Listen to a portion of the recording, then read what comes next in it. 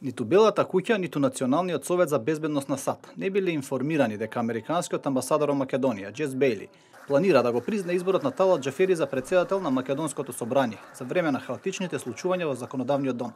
Ниту пак одобриле таква одлука, дознава истражувачката мрежа Балкан Анализис. Во поширокиот текст објавен од оваа новинска мрежа се поставува прашањето со која цел е донесена таа самостојна одлука на Бејли и како таа е поврзана со доаѓањето на американскиот заменик помошник секретар на администрацијата на Барак Обама, Хојт Ји во Македонија, кој треба да ја поддржи таа одлука на Бејли.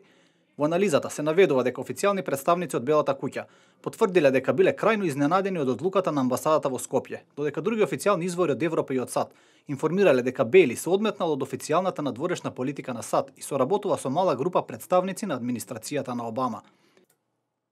Внимателно координираните случувања во четвртокот беа заокружени со тоа што американскиот и други европски дипломати честитаа за изборот на Џафери за председател на собранието, што е првиот чекор кон формирање влада, која во најдобар случај ќе биде многу слаба и нестабилна.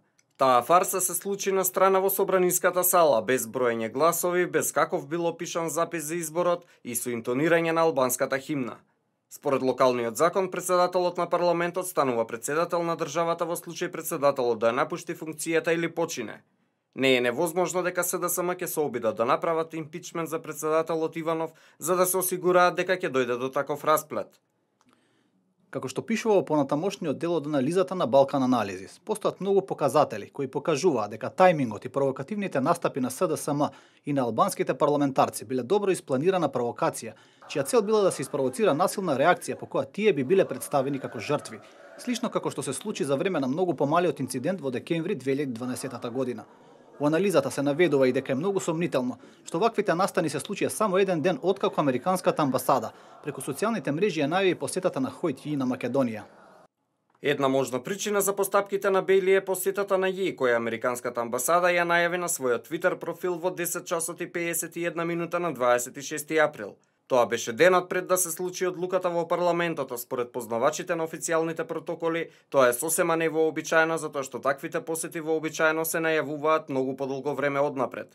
Во тој твит на амбасадата пишуваше дека целта на посетата на Ји е да разговара со политичките лидери за формирањето влада, билатералните односи и реформите. Тоа значи дека уште на таа дата одредено сценарио било веќе испланирано и дека Ји знаел дека за време на неговата посета во Македонија ќе има промената ситуација и дека ќе има услови за разговори за владата. Од аналитичката мрежа наведува дека испратиле официјално барање за информација кој одобрил посетата на Ји на Македонија, но не добиле одговор. Затоа, останува нејасно дали тоа се случило од некој официјален представник на администрацијата од Вашингтон или тој доаѓа на покана од Бејли. А во таков случај, тоа да не е со одлука на Белата куќа, тогаш Ји, кој во моментов е само введен на функцијата, во Македонија не може да има каква било официјална посета, туку во земјата може да престојува само како турист, пишува Балкан Анализис.